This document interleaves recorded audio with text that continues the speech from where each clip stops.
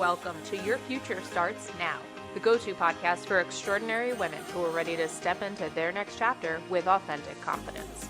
I'm your host, Gia Lacqua, empowerment coach, motivational speaker, children's book author, and girl mom. Whether you're a corporate powerhouse or an entrepreneur, this show is designed for you. Your Future Starts Now is more than just a podcast. It's a movement towards rewriting the rules of success for high-achieving women. Are you ready to get unstuck and step into your next chapter? If so, you're exactly where you need to be. Your future starts now. Welcome to Your Future Starts Now. I'm your host, Gia Lacqua. I want to thank you for tuning in. Today, I am so thrilled to introduce you to Nicole Runyon. Nicole is an esteemed psychotherapist specializing in parenting. She's an author, keynote speaker, and renowned for her expertise in child and adolescent mental health, backed by an extensive 21-year career in the field. Nicole is also the mother of 2 children. Nicole, welcome to the show. So happy to have you join us today. Thank you. I'm happy to be here. Thanks for having me. Of course. So this is a really important topic. We are talking today about kids, mental health, and environmental influences. Before we jump in, tell our listeners a little bit about your background and kind of what led you to the work that you're doing today. Mm-hmm. Yeah. So I was I was 10 years old when I decided I wanted to be a child therapist. Wow. Early on. So yeah, my story goes all the way back. And that's because I just always really had a passion for nurturing and caring for kids. I always had younger siblings. I'm on the older end of 5 kids. And I just have a passion for it. And so obviously when I graduated from school and I started to practice, I knew I was going to see kids. And for about 10 years, it was pretty predictable, right? So if there was some mental illness issues that I was seeing, it was always going to be rooted in some kind of a trauma or some issue in the family. And it was very classic and quite clear what was in front of me and then how to treat it. Mm-hmm. And then about 10 years in, things started to change. And the change was I was getting kids with severe mental health issues, which I had experience with and was very comfortable with no root in any trauma, anything psychosocial, intact families, loving, caring, supportive parents. Now, mind you, nothing was perfect, right? Like these families had some work to do. Parents had some changes they could have made, but nothing to warrant the level of mental health, mental illness, really, that the children were exhibiting. So at the time, nobody was really talking about technology and its effects on children, but that was the only thing I could really pinpoint as to why I was seeing what I was seeing. And so I started talking about it. And I just, there wasn't a lot of research. A few years later, thankfully, Jean Twenge came up with a research that supported correlation between particularly social media and depression and suicidal outcomes. So that was something I could, point to. Hey, it's not just me saying this. There actually is real research. But when I first started speaking about it, nobody else was, at least nobody I had known of. So parents were interested, but not particularly motivated to do anything about it because they were skeptical. They weren't sure that this was really what the problem was. And then over time, I realized, hey, you know what? It's not just the tech. It's actually our parenting practices. I call it the culture of parenting, that are really trying to keep the kids comfortable and happy and content. And tech is really a perfect modality to do that. So the combination of the two have become a perfect storm for our kiddos today. And, what they really need is to go through child developmental processes naturally. And that's hard and that's uncomfortable and that can be really painful. And so I decided to, instead of seeing kids for therapy, help the parents. Because us parents today are really revolutionaries. We're the first of our kind, first generation, to be parenting under these circumstances. And we need help because there is no precedent. There is no guide or ABC 1, 2, 3. So I wanted to address that and fill that gap because I felt that seeing kids not only was it not helping, but it was starting to feel unethical to pathologize them, to say they're the problem, to give them the diagnosis, when really they're just reacting to their environment. I call them the canaries in the coal mine. They're trying to tell us something, and we need to listen, because their behavior, their mental health symptoms, their downright dysfunction is information for us adults, and it's up to us to make a change. So powerful. So many questions, not sure where to start. So what is, in your opinion, what are they trying to tell us? They're trying to tell us their environment is toxic. Yeah. Because it is. Yeah. Yeah. Yeah. I mean, you have kindergartners on iPads at school, being exposed to YouTube because, we think that firewalls are safe, but they're not. And also ads can come in through apps, and we have a lack of movement. So not only are we dealing with the content that they're potentially getting exposed to while they're being unsupervised on a device, but we also have to look at what they're not doing in the real world because they're on a device, right? So they're not moving. They're not running, jumping, skipping, climbing trees as much. And that literally is affecting the way their bodies develop and their brains, because movement scaffolds the brain for growth. And then if we don't have proper brain development, then we can't properly have social emotional growth. So we're seeing a lot of kids with dysregulated nervous systems. They're acting out. They're, parents are reporting to me that they're throwing and kicking and punching and biting. Like literally their bodies are saying, this is overload and I can't take it. Yeah. It's almost like overstimulation. Yeah. And probably too much, not just overstimulation, but probably, like you said, some of the content is probably not appropriate for their age. And so it becomes overwhelming for them to not only take all that information in, but then process all of it. I would Absolutely. imagine. Yes. Okay. So what are the symptoms and the signs that you're seeing? Obviously, we're talking about mental health, mental illness, but you mentioned dysregulated nervous system, kind of tantrums. What else do you see as the sign and symptoms of these kids? A lot of anxiety. That is overwhelmingly an issue with our kids today, and ADD, and depression, self-harming, and suicidal thoughts, and actually acting on those thoughts. Wow.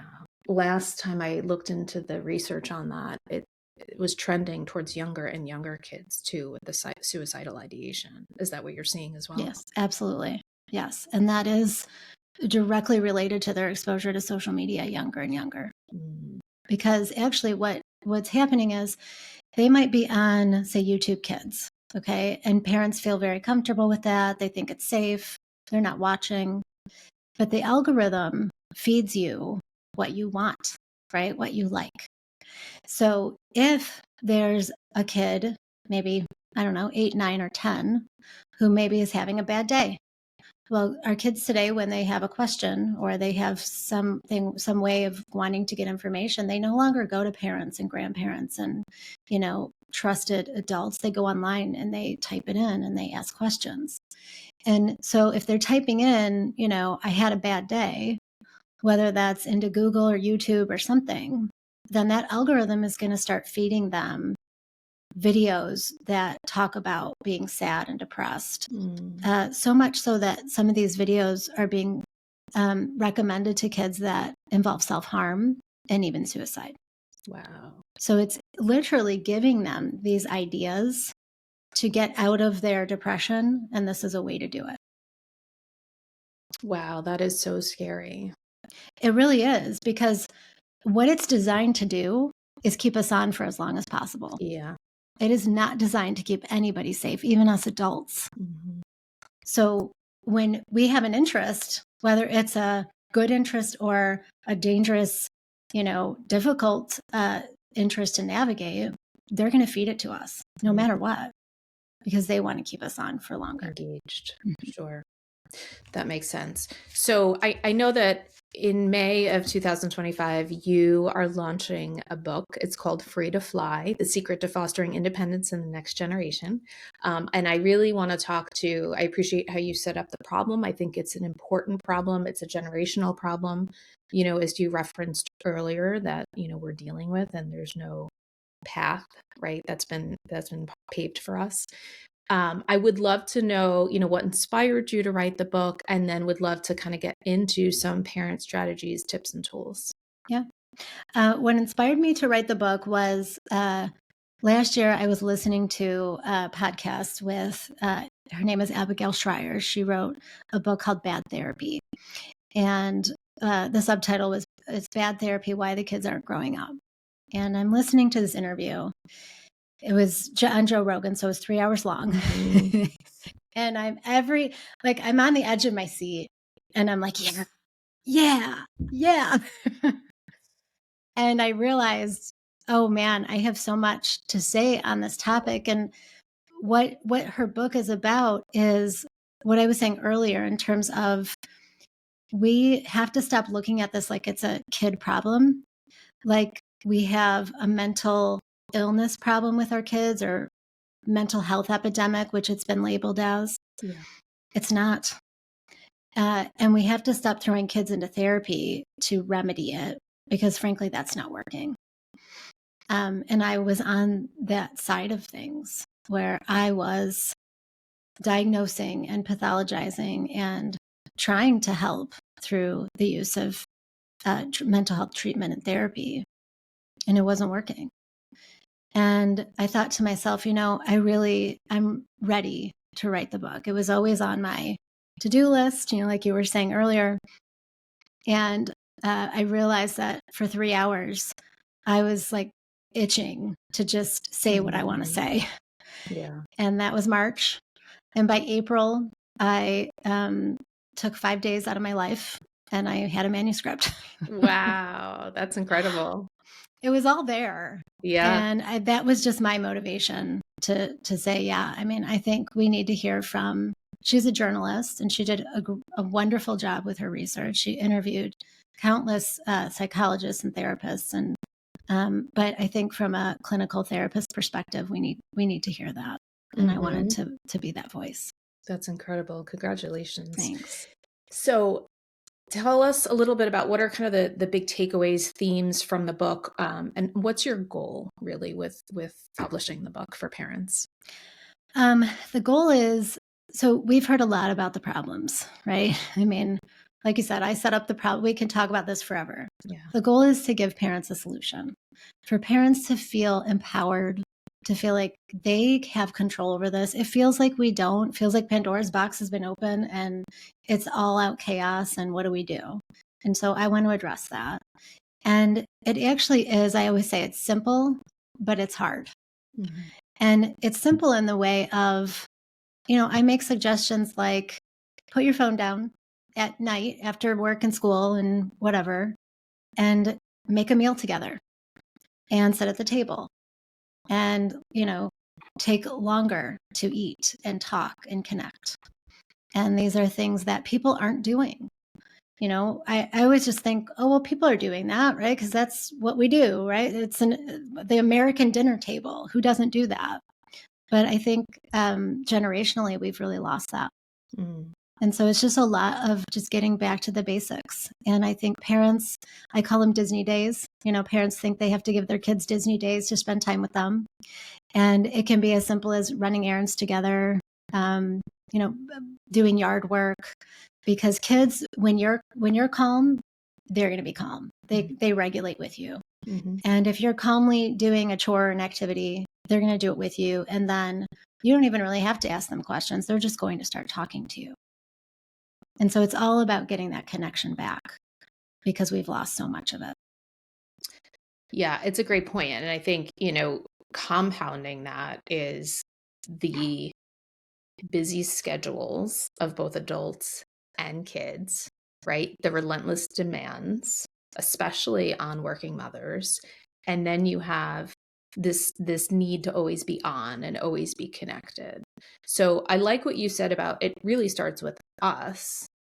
Of course, there's setting boundaries and, having conversations about appropriate usage and all of that, but we're the ones setting the example, right? So if we do all that, but yet we're scrolling our phone nonstop in front of them, right? What is the example that we're setting? So I think those are really powerful takeaways. And like you said, it doesn't have to be monumental. Small acts, right? Minor changes and tweaks can make a big difference and a big shift. So I think that's really important. Yeah. And, I talk about like the beginning of the book is all about parent self-reflection Mm, and, just reflecting on where you struggle in your parenting and maybe why you're using the device to check out, right? Because it doesn't feel good when you're struggling with something emotionally or you're triggered by your kid. And you don't know how to kind of get yourself out of that. And then what happens is the kid ends up acting out what the dynamic is. And our culture now is running towards putting the kid in therapy. And so the parent doesn't ever really feel like they have control over themselves or the situation. sure. So that's the beginning part of it. And then I go really do a deep dive into child development because I really want parents to know what their kids need and when they need it. Mm-hmm. A lot of people don't know that 3-year-olds should really start tying their shoes, that young, where a lot of people are doing it for their kids because it's easier. And, Sure. I got to get to, A, B, and C, and I have to quick do it because I don't have time for them to work through it. Well, it's really important that they do that. And I explain why. Yeah, I Yeah. think that's an important point because again, as our audience is high achieving women, we're carrying the weight, we're doing it all, and sometimes doing it ourselves is faster, right? Yeah. More efficient. We know it's going to get done. We know it's going to get done the right way. We know it's going to get done the fastest. So I think the reflection point is an important one, not just with the tech devices, but recognizing when we're over functioning, recognizing our patterns and behaviors, and just being aware, I think is really, an important starting point for parents. So I love that. Yeah, absolutely. And I know, what you're describing as a mother, that's exactly me. And my kids are 5 years apart. So with my oldest, I did the things for him. Yeah. And then when I was pregnant with his sister, I started to panic because I thought, oh my gosh, I'm going to have a baby and he doesn't know how to do all these things. And I need to really get him prepped for that.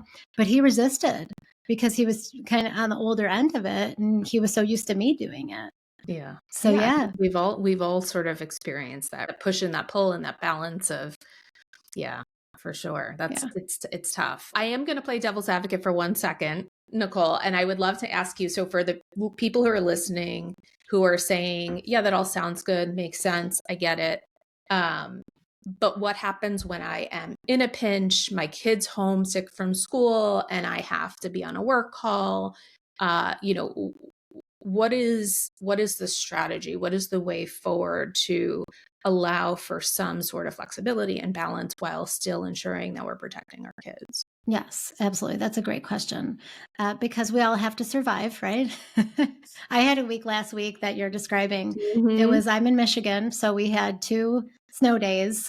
And then my daughter got sick on the day they were supposed to go back to school. So Oh, she was home for like a whole week yep, unplanned, yep. right? And my kids are older, so it's a little different. But yeah, if you have little ones and you need to be on a call and they're going to be screaming, what do you do? Right. And there's a few things. One is this is a process. So, whatever age your kid is, there's going to be a little bit of a transition period Mm-hmm. where you're going to try to work with them and help them when you're not in a crisis mode of how can they spend time, doing activities on their own without you. Also, how can they spend time being bored? Because being bored is a good thing, you know?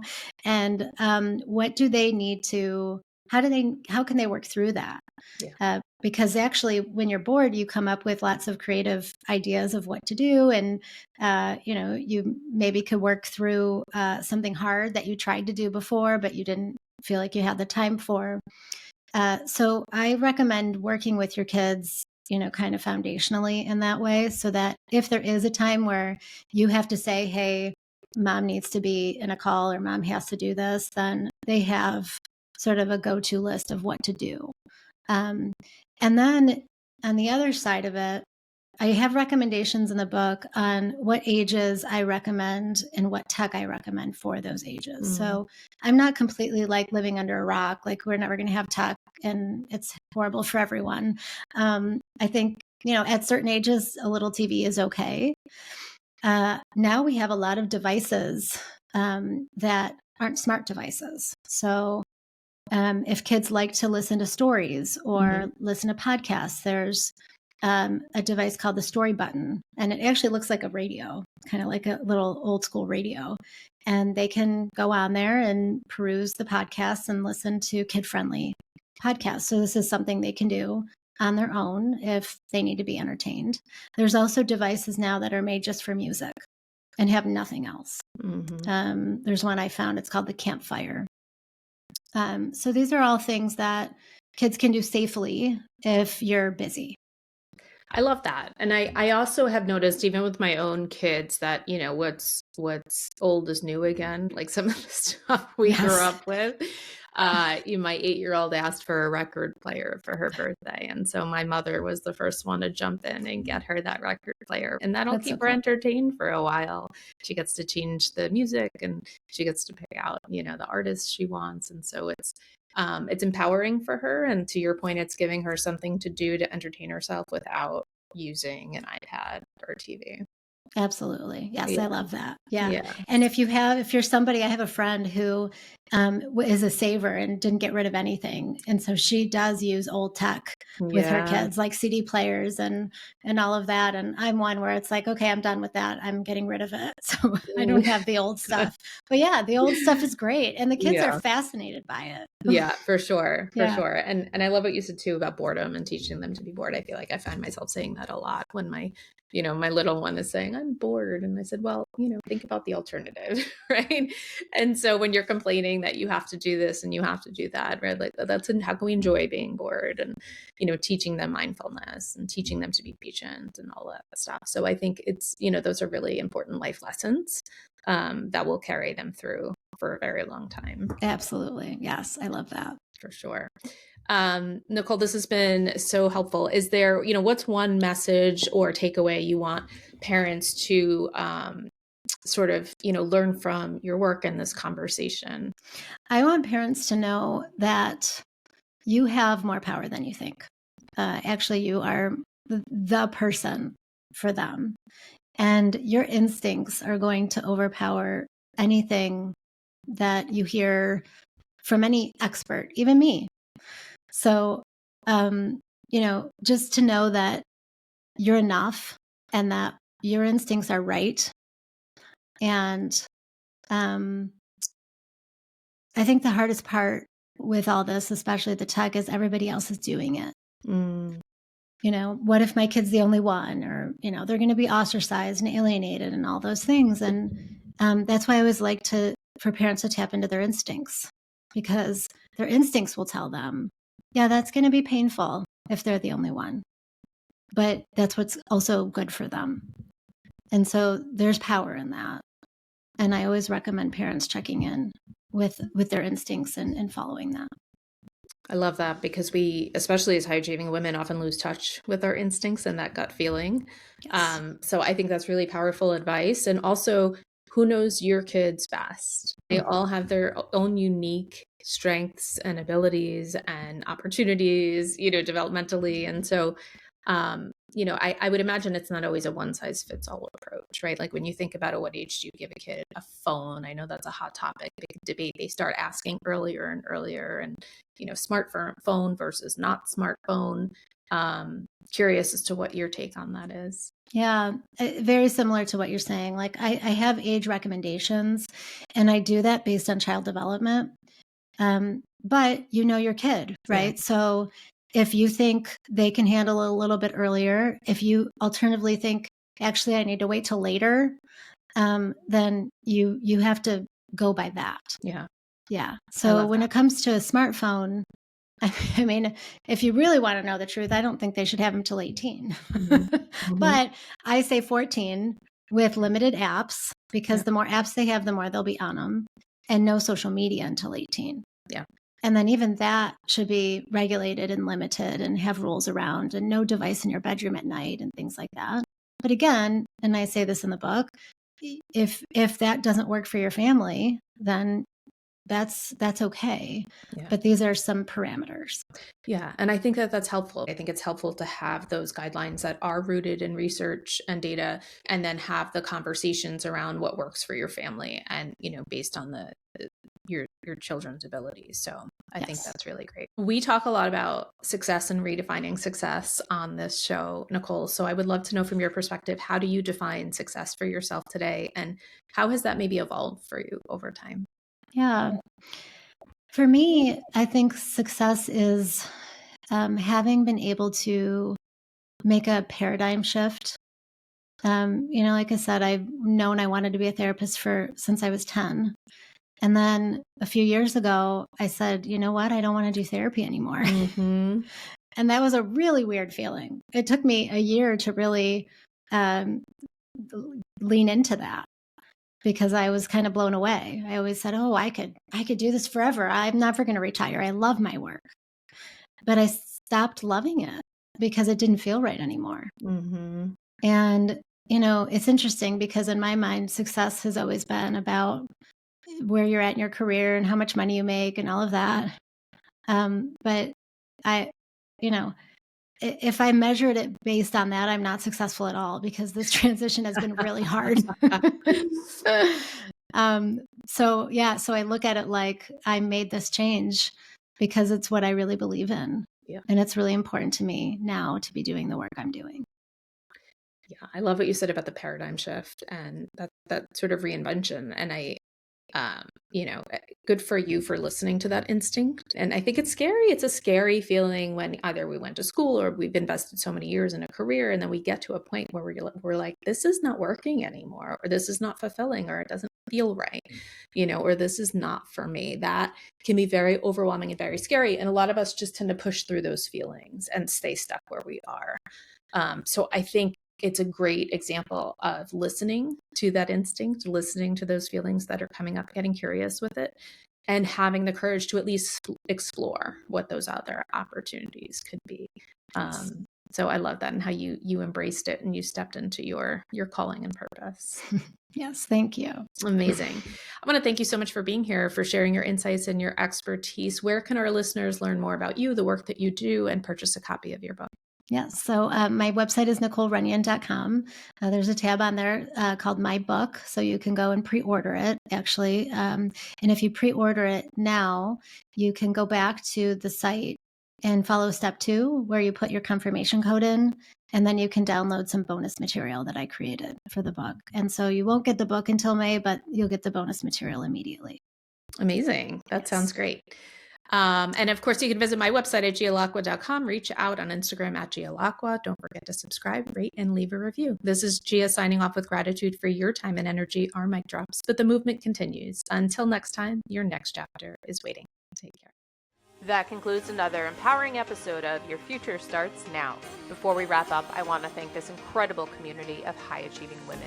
Your energy, resilience, and commitment to growth are the driving force behind what we do. If you enjoyed today's episode, please rate it, leave a review, and don't forget to subscribe so you never miss an episode. Your feedback fuels our mission to empower high-achieving women just like you.